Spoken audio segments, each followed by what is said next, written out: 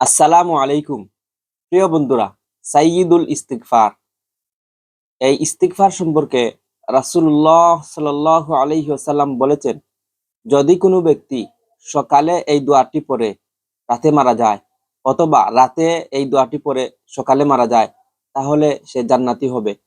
তাহলে বন্ধুরা, চলুন সাইয়্যিদুল ইস্তিগফারটি জেনে নেই।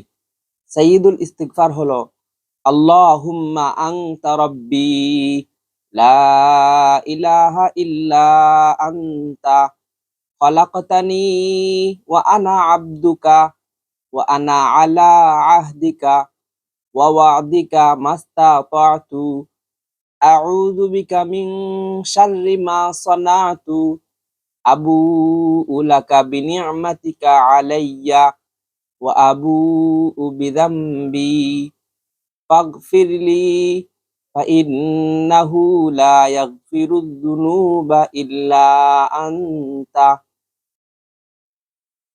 প্রিয় বন্ধুরা, এই দোয়াটি বেশি বেশি শেয়ার করুন।